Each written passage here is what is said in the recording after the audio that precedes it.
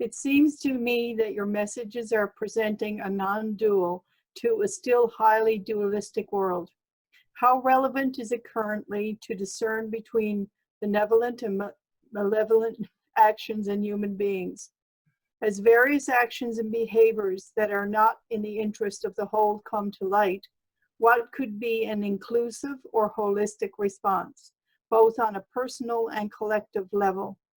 As we are all responsible for our choices, what is the benevolent response to a being who is or has made malevolent choices? And what should be our response when we are aware of malevolent action taking place?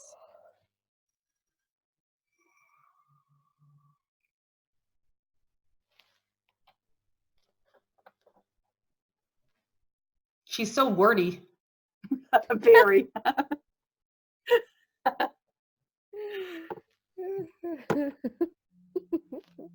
Our teachings, yes, are what you would call non-dual, as we do not see any form of malevolence. We see the ultimate result of what you would call malevolence on your planet. We see that all, ultimately, is of service. However, in the chess game that you are playing,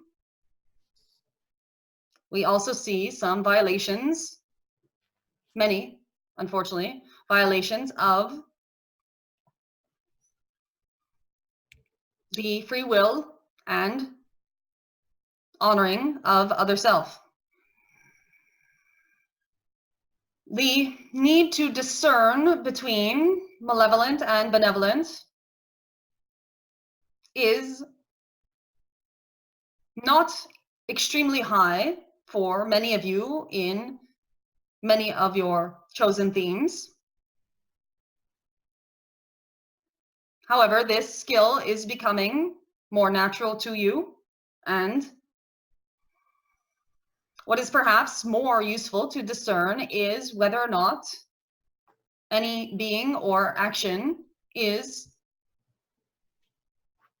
in resonance with your deepest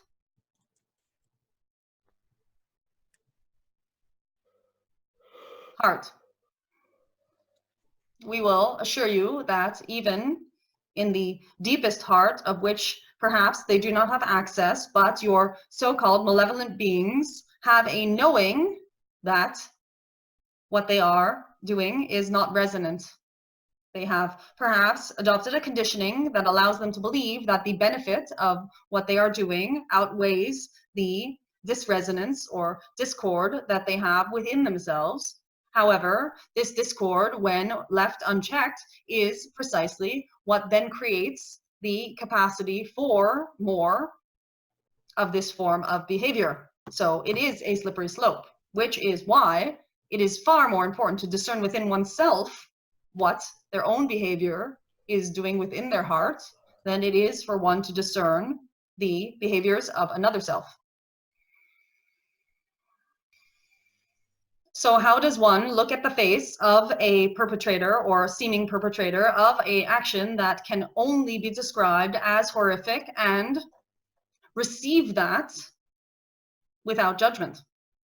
This is the question. Well, one can't at first.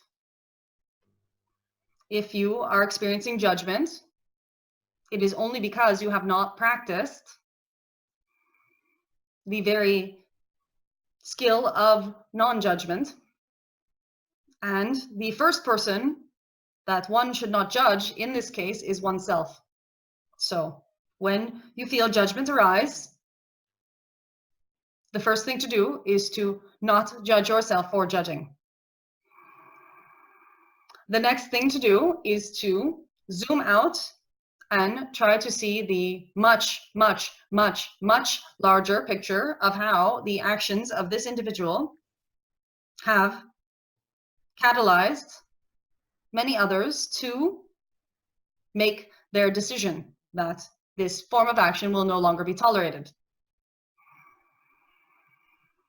This is a positive outcome of a negative event. When you then look at the ripples of an event, you can see that often something that seems horrific or that is on a personal level horrific has much larger positive effects than something that was pleasant. Something that was pleasant may remain pleasant and completely contained in itself. Although, of course, that is not the case because there are ripple effects to every action and every moment in what you call time. If one is to see a being before them and ask them to be responsible for their actions and the negative outcome of their actions, one must also ask them to be responsible for the positive outcomes of their actions. And so, when one understands this, one can see that any form of negative behavior that then leads to positive behavior can only, in the end, be judged as positive. The last part of the question asks how one is to act when there is something that is not working, someone who is behaving malevolently in one's field, and our suggestion would be to stop that being within the limits of protecting and always with a view to respecting the free will in sovereignty of all those involved. So, in the case of violence, if you are a witness to violence, the free will of sovereignty is the safety of the person being subjected to the violence and the safety of the person who has been subjecting the violence. It is not the right or will or desire of the one perpetrating the violence to continue perpetrating the violence upon the person who has been subjected to it. Does this make sense? Yes.